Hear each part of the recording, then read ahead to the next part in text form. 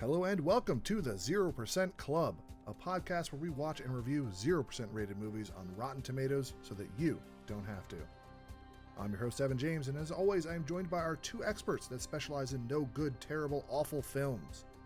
Hello, Chris. Hey, how's everything? And hello, Tom. Hi, Evan. In this episode 5 of the 0% Club, we watch the movie Left Behind. This 2014 film stars Nicolas Cage and a group of survivors that are left behind after millions of people suddenly vanish and the world is plunged into chaos and destruction. This action, mystery, sci-fi thriller had a runtime of 110 minutes. So, gentlemen, was this movie sweet salvation, or do you wish you too could have disappeared? It was a weird movie, but this was also being made at a weird time where a lot of these disaster movies were being made, right? Like 2012, The Day After Tomorrow, and it looks like they kind of just wanted to jump on board with that. Because while I was watching it, is this a horror movie? Is this a disaster movie? Is it a pre-apocalyptic movie? There was a lot going on in this movie that I didn't understand at first. It's a rapture movie. It's our first religious movie of the 0% Club. It's a rapture movie that wraps itself in this like mystery of, oh, what's happening? Yeah. And the whole film, it kind of treats you as an idiot because you know what's happening, but it takes the characters, an hour and 20 minutes to figure it out. Yeah. I mean, although a few of them jump pretty quickly to, like, this is the rapture and millions of people went up to heaven, that was a pretty quick pretty quick leap that a few of them took. To answer your question, though, Evan, this did not offer me salvation. The only salvation I got was whenever we could get ad breaks, and I could actually just look at something else. Got to watch it for free, which is about what the movie is worth. Yeah, I felt the same. Watching this movie, the best part was the ads. The free ads were a nice reprieve from this terrible movie.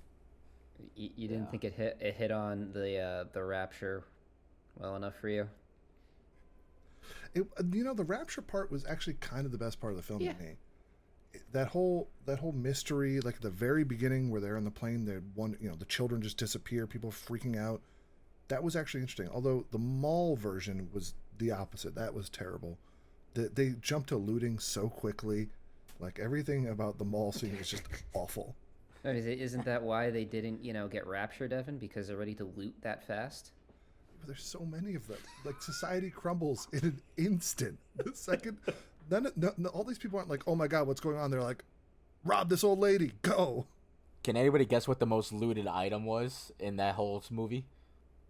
Most looted item. I remember seeing a TV. I feel like purses. I feel like people stole like purses and backpacks. Yeah, it was TVs. I think I seen about 17 TVs being carried through the parking lot, and then even the scenes when she's not in the parking lot, people are running across the street with just a box television. And she's also almost getting hit by every vehicle imaginable. Every vehicle, aimlessly flying and driving. Every projectile is near her. Well, before we go too deep into this, Chris, can you take us through the overall plot of this film? All right, let's get into it. The movie starts with Chloe flying home from college to surprise her father for his birthday. After getting off the plane, she is told from her mother that her dad, who is a pilot, played by Nicolas Cage, named Ray Steele, is working that day and won't be around. Chloe decides to wait at the airport for him, and that's where she meets investigative reporter Cameron Williams. Ray Steele is seen taking off his wedding ring in his car and meeting with a flight attendant at the airport. In the airport, Chloe sees her dad, and he apologizes for not being able to be there for his birthday and ensures that all is well with him and his wife. A coworker of Ray's hands Chloe concert tickets to give to her father. The show is in London, which proves Chloe's suspicions that her parents are having issues. Chloe goes home to see her little brother, and her mother, who recently became very religious. This annoys Chloe. So she leaves the house with her brother and goes to the mall. While at the mall, Chloe's brother and several others vanish into thin air and leaving behind just clothes.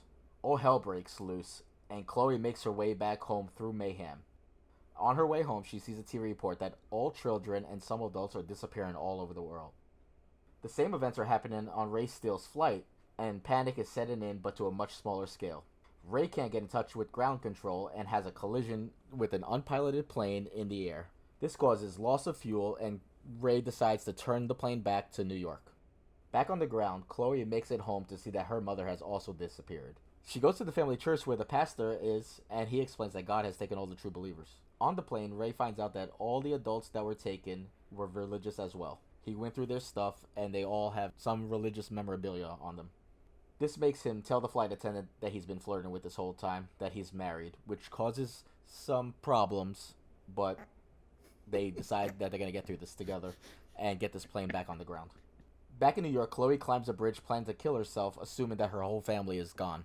But before she can do it, Cameron's satellite phone gets service, and he calls Chloe. Cameron gives the phone to Ray, and he explains that they can't land at any of the airports. So Chloe finds an unfinished highway, clears some space, and lets them know that they can land on this highway area.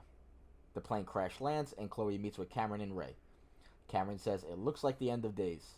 Chloe tells him it's just the beginning, as they look out at a burning New York City. And that is the end of Left Behind. Oh boy, this one. Beautiful. This film was a tough watch. It was not a tight 90. It was a long hour and long 50. Yeah, long 110 for sure. It wasn't unbearable to watch. This wasn't Nutcracker, where no. I hated every minute of it. But I got nervous, man. Halfway through this film, I was like, "Oh my god, this isn't over. What are we doing here? Where are we going with this film? Other than the very obvious and logical conclusion that it ended with, that could have happened a half an hour earlier." The first 32 minutes, I was really worried because that is like I think right around the 33, 34 minute mark is where people finally start disappearing. Otherwise, the first half hour is generic and terrible. Like, nothing happens. It starts like really one of those really bad Hallmark movies, like the ones where they're gonna get the family back together and stuff, and the daughter finds out the dad is cheating, and he's sorry, and he's going to London, he's flying back, and he's gonna come back to see his family, but all hell breaks loose in that mall, and the movie takes a 180. Yeah, up until that rapture moment, like the music is like so loud, like improperly mixed and dramatic, and it sounds like it's like stock music. Like, I literally was like, did they just blow their whole budget on Nicolas Cage and like they had to save a couple bucks and they just went with like literal stock music? And the effects are terrible. The music and the effects are terrible. When the rapture comes, like, the movie gets a little bit better, and then it just plateaus for a little while because literally nothing's happening. One character's running around trying to find out what's going on, and then the other character's just trapped on a plane that's slowly running out of fuel. Yeah, it feels like two movies. They made two movies and put it into one. My problem with the rapture scene is, like you said earlier, everybody resorts to looting instead of trying to figure out what's going on immediately. And then when Chloe leaves the mall, then a plane crashes. But she was in the mall for about 10-15 minutes before that. So that plane should have crashed way before that. And then 5 minutes later when she's running, all of a sudden a bus just drives off a bridge and almost hits her. So like all this stuff, slow-mo. All this stuff should have happened. And then they try to do a bunch of bad jump scares for Chloe, and they try to make it like kind of like a horror movie on her side, and then it's like a action thriller in the air. It was two different movies, and it was not good. My favorite Chloe Steele moment is when she's under the bridge walking, and the two guys in like the little moped drive behind her and just slow-mo grab her backpack from her, and she's like, "Hey, that's my brother's." Think about it. The rapture happened a half hour ago, and everybody's like, let's get this moped and start ripping people off. Let's start dragging them across the ground and grabbing their pocketbooks. The world devolves into chaos so fast in this movie. Yeah. And, you know, the budget of this movie was $16 million, so I got a feeling most of it did go towards Nicolas Cage, like you were suggesting, Evan. Yeah, and it had a $16 million budget, but it actually grossed $27 million, so it actually made money, surprisingly. Yeah, but Nicolas Cage apparently did this movie because his brother Mark is a pastor, is a big fan of the novel, and asked him to star in the movie as a favor to him. There are apparently 16 of these books, by the way. 16. Unbelievable. This is the second film adaptation of that book. Yeah, in 2000, they made a direct-to-video version starring Kirk Cameron, which I'm shocked isn't a 0% movie. It's close. What is it, like 4? Got a 16% on Rotten Tomatoes. They were also setting up a sequel to this movie that we watched towards the end of the movie. Yeah, well, apparently a sequel is coming out this year. There's a new movie coming out this year that has starring Kevin Sorbo. Yeah, who I don't know who that is. And by the time you listen to this podcast, that movie will be out. It's supposed to release in limited theaters on January 26th. Oh, wow. Kevin Sorbo is the guy who played Hercules, no? Oh, Yep. Okay. The 2001 version with Kirk Cameron's got a 16% on Rotten Tomatoes. Oh, not that Okay. bad. There's one fresh rating. Mix of apocalyptic book series and the Bible. That's their whole review. I really like the scene when they crash into the other plane, and then the other plane is just going down. So all those people who are still on that plane, could you imagine how they felt? How terrible of a pilot is Nicolas Cage, by the way? He's the worst. The odds of hitting another plane while flying over the Atlantic already astronomical. But in the event that somehow you both have the same flight path and that you are flying on the same exact altitude directly at each other, the fact that he had visual of the other plane and he still hit it is wild. What about the amount of time he wasted radioing to that plane before deciding he needed to elevate 1,000 feet? He took so long. He couldn't do two things at once. He couldn't say, "Hey guys, we're about to collide into you. Do you want to move or should I?" And then after the second, no answer. Do it, man. Don't announce to good old Buck Williams over there that, hey, I think I'm gonna go 1,000 feet up. Hey, Ray Steele is great under pressure, all right? He was honestly so calm. He was so calm throughout the entire movie, but couldn't think fast enough to like you said, just elevate and avoid that plane. One of my favorite quotes in this movie is him and the flight attendant. She goes, "Ray, I'm scared, aren't you?" He says, "I will be, as soon as I have time."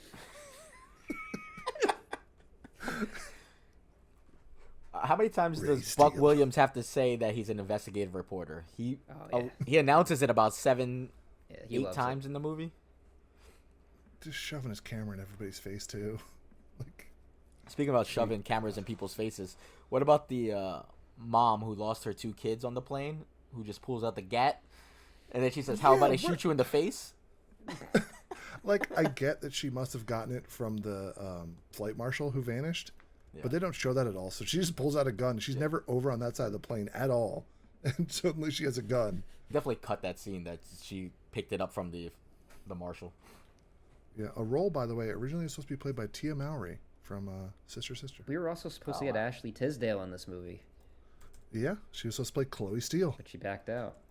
You got the mother-daughter duo in real life, I think, of who played Nick Cage's wife and daughter. His wife that he never actually has a scene with in the movie. Yeah, dude, you could tell Nick Cage over here, he did it because his brother is a pastor, but man, his heart is not in this movie. He is one tone, monotone the entire movie. For all of the insane shit that is happening around him, he does not flinch. His voice does not elevate once. Like you said, he's like, "Oh, when I have time, that's when I'll start worrying." But he never man, the guy has a lot of great movies, right? Good actor, but boy, did he nail this one in. Yeah, another of his lines that I absolutely loved, talking about his wife and how she's suddenly become very religious and that their marriage is taking a hit because of it. He said, quote, "If she's going to run off with another man, why not Jesus?" Yeah, he does. He does say that. I was thinking, how ridiculous is it when they tell Chloe to clear space for them to land? Dude, that's one of my favorite scenes in the entire movie because maybe my favorite because Ray Steele tells her that he needs a bright enough light to be able to see the runway, and he's like thousands of feet in the sky. So what does she do? She flashes her brights on the pickup truck. Can you see that, Dad? Not only does she flash her brights at him, she does it at like a pickup truck in front of her. So it's like there's something blocking it. So like she's doing it off a wall. He handled it so nice. He handled it like a nice father. He's like, no, sweetie, that's not going to work. Like, I need something brighter. How many tanks of gasoline are on this highway construction site? There's every 3 feet there's another bottle of gasoline exploding. What was up with that explosion at the end after the plane lands? For no reason. No There's reason. just like a water tower full of gasoline that just blows up. Yeah, Doesn't affect anything. It just blows up as they're disembarking the plane. And Doesn't hurt anybody. Doesn't even scare anyone. It just blows up, and they're like, "Oh, hey, look." This also looked nothing like New York. well, that's funny that you mention it because the scenes in Queens were shot in Baton Rouge. Yeah, it's a good point. That runway did not look like New York at all. It's because it was, in Louisiana. Oh, the plane crash that was so CGI was so bad. The effects were really my bad in God. this movie. The green screens were terrible, and then the plane crash was so bad. It's brutal. Did you notice when they were disembarking from the plane, they had to do the emergency slide? That one guy just kicks that little person off the plane, and he's just like stumbling down. They don't show anybody else jumping out and hitting the ground, but they show the little person hit the ground. It's like I get it, that character was like that character is also like awful the whole film. Yeah. But like just kick him off the plane there at the end for no reason. I was gonna say that little person is my pick for worst character in the movie. There's no real redeemable character in this movie, and it makes sense why, because the whole point is that they're all awful and that they should have gotten, if they were good people, they would have got raptured. But yeah, he's just the worst. Dude, he's the whole movie. terrible. He's calling his bookie to place a bet because he knows where. Yo, that's a good tip, That's a good though. tip, Are you kidding? though, yeah, but- The Jets QB got hurt in a tragic dog hammock incident, Dog. and the press doesn't know. Although he might be a dog abuser, he apparently got mad and pushed the dog into a pool afterwards. But Yeah. that's a hot That's tip. a hot tip. You're right, but that guy was the worst. He did not help anyone the entire movie. It seemed like everybody in that first class on that plane had something going on with them, right? Yeah, I mean, my favorite character is he might have like 3 minutes of screen time, but he's the conspiracy theorist character where he says that Of course. it's the guy on the plane thinks the government is designing a plane to go Mach 40. Mach 40 from New York to London in 6 minutes. He's talking to like the older guy, like the typical businessman dude, works too much. Like, okay, man. Oh, yeah. I think I need where's the bourbon now, man? The Southern oil man who's worked too much and Yeah. really regrets not spending time with his family now. They really missed their opportunity to play like cats in the cradle in the movie there when he's talking on one knee to that to the junkie lady. Well, yeah, I didn't expect the junkie lady to then suddenly actually be religious, because she had an interesting plot where it's like, oh, she thinks she's tripping and imagining it all, and then she's like, no, I've seen this. I went to religious camp for 1 month. And you're like, what? Got a great 1 memory. month? So you figured this all out just on like going to summer camp once? Was this meant to be a religious movie type thing, or was it meant to be like a disaster movie that was hot during this time, or is it a mixture of both? I haven't read the books, but from my understanding, that this is meant to be religious and pro-Christianity and kind of just also like a thriller about the rapture and like a mystery.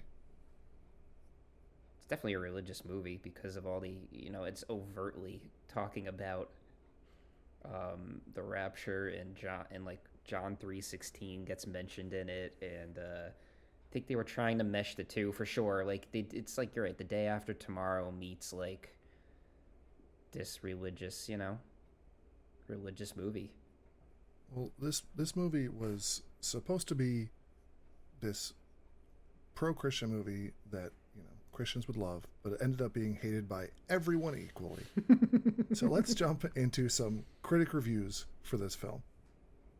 One of my favorites, Linda Bernard from the Toronto Star, said, "Score one for Satan."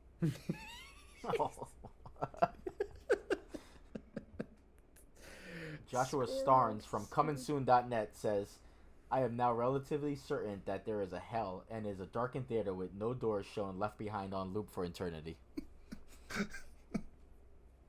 That's a good one. I like that one. Alonzo Durlad from Linoleum Life. The first movie made from this material was all about Antichrist taking over the UN. This one's about landing a plane. That's the most painful part about this movie. It's just a guy landing a plane. Yeah, that's why I thought it was more of a disaster thriller movie than they were trying to push the narrative of the rapture and stuff. Sean Burns, North Shore Movie, said, "The only prayers Left Behind inspires are for Nicolas Cage's career." Ray Steele. Ray Steele. I got one here that goes, "There's no drama, no suspense, no real takes, even because most of the movie takes place after the rapture already happened." So, although this movie is pretty much universally hated, the authors of the original series, Tim LaHale and Jerry Jenkins, loved the movies. LaHale said, "It's the best movie I've ever seen on the rapture." And Jenkins said, "I believe it does justice to the novel and will renew interest in the entire series." He also went on to say, "It's better than good." Better than asked good. him, "Is it good?" He goes, "Yeah." They asked, "Is it good?" He goes, "It's better than good." Of course they love it, because the more they make of it, the more they get paid out, probably. There's no way he actually liked this movie. Hey, it's going to renew interest in the entire series. They're bringing it back this year. They are bringing it back. It just took them 9 years to renew the interest.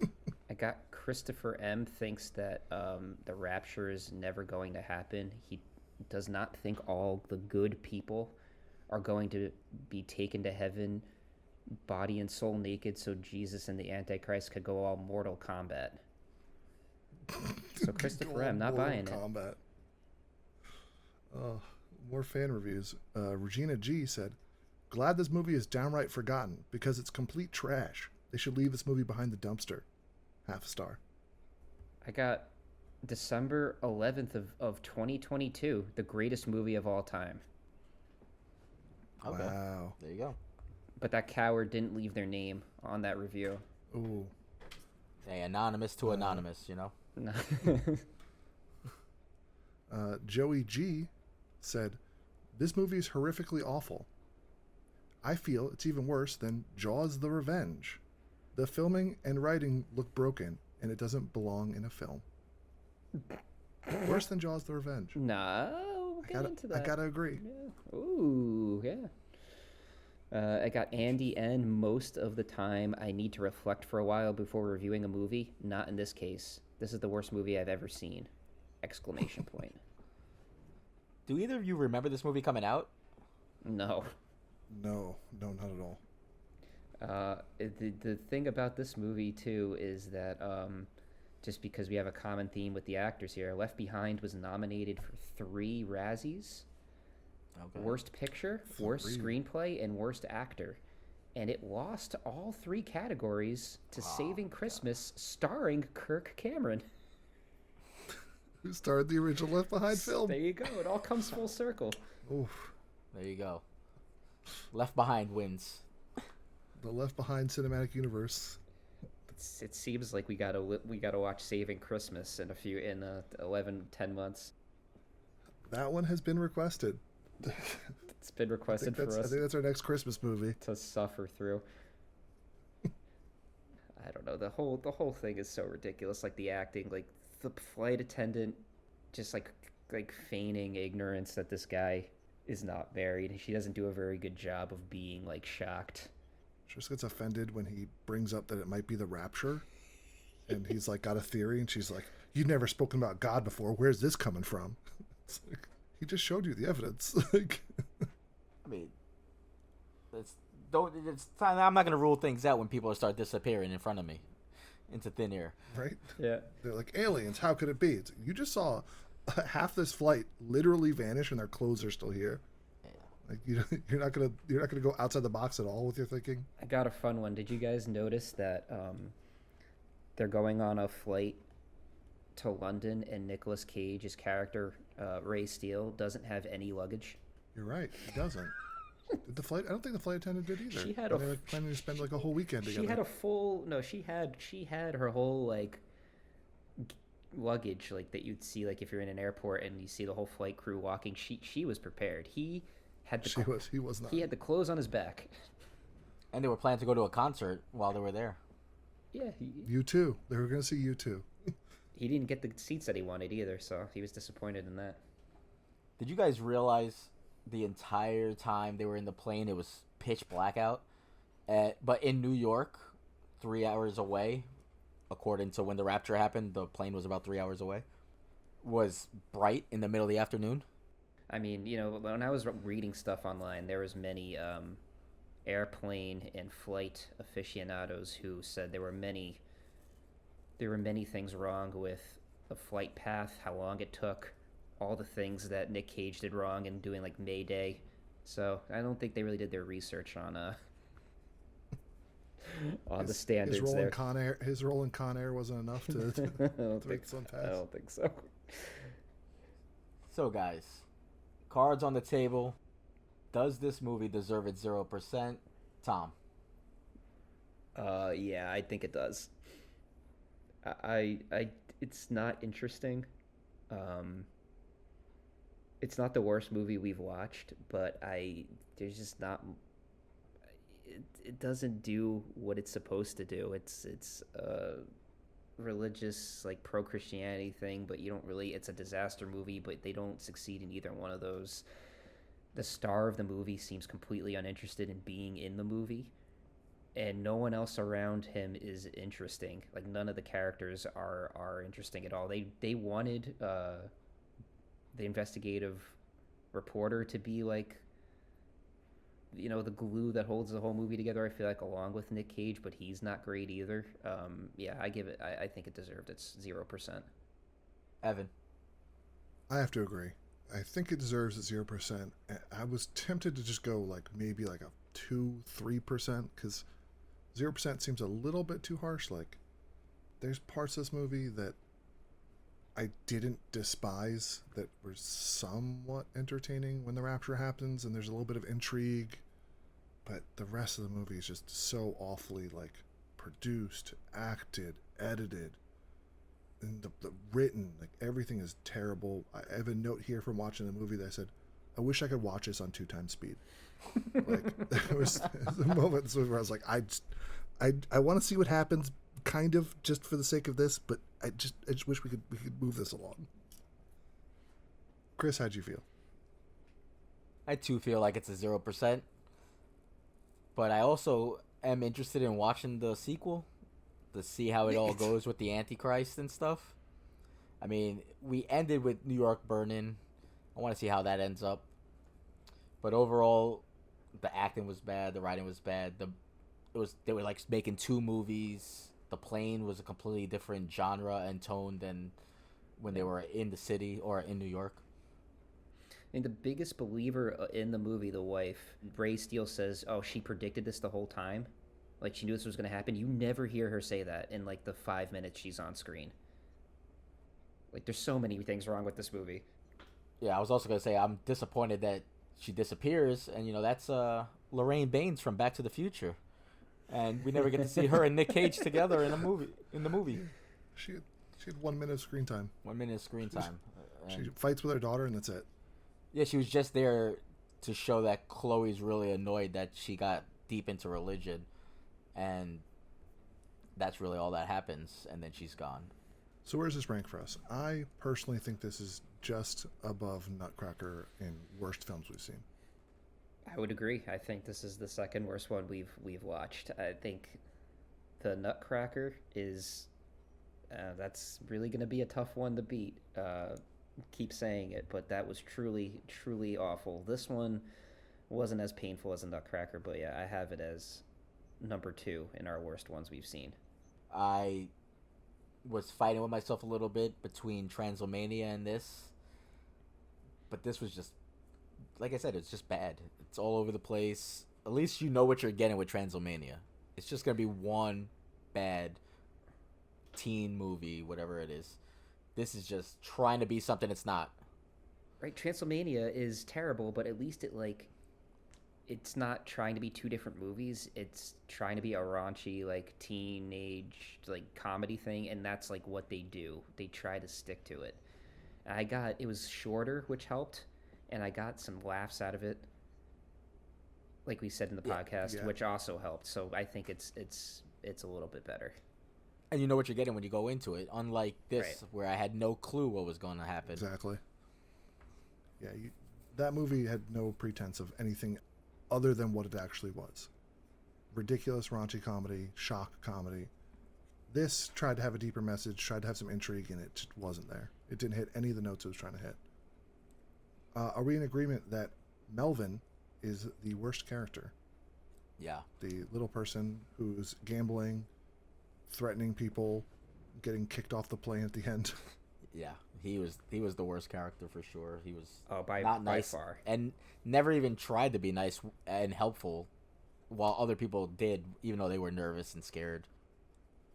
Actively Islamophobic and like just offensive of character. Yeah. Exactly. Random people disappeared, and he blames the one Muslim guy on the plane for, hey, maybe you're the reason why these people left. He's the worst. And starts going through his bag, like Yeah, Melvin's the worst. Yeah, didn't help. Complained the whole time. Terrible. Melvin, you are the woat of the movie. Is Melvin the number 1 worst? No, I don't think so. Who's our number 1 worst? The fairy lady from Nutcracker. Okay, and then run it down for us. Who's number 2, 3, 4? Right now we have number 1, fairy lady from Nutcracker. Number 2, John Voight from the Super Baby Geniuses 2. Number 3, Pete from Transylvania, and number 4, Michael Brody from Jaws: The Revenge. Melvin's number 2. Melvin's number 2. 2 worst? Yeah, I have him as the second worst. Ooh. To me, anyway. Yeah. It's tough. I would say because he's just a bad person. Yeah. He doesn't get people killed like some of the other characters, but I don't doubt that he would if he was given the chance. That guy, if he had the opportunity, is saving himself before helping anyone else. You gotta put your mask on before you help others, unlike the character in this movie who goes to help someone. That does it for this episode of the 0% Club. If you want to see more of our content, make sure to follow us on Twitter and Instagram @ZPCPod. Next episode, we review the 2002 film Ballistic: X vs. Sever. Lucy Liu and Antonio Banderas are tasked with destroying each other. An FBI agent and a rogue DIA agent will soon discover that a much bigger enemy is at work. And stay tuned for a very special guest on the 6th episode of the ZPC Pod. Make sure to like, follow, and rate each episode. Did we deserve 0%? Leave a comment and let us know. As always, thank you for listening.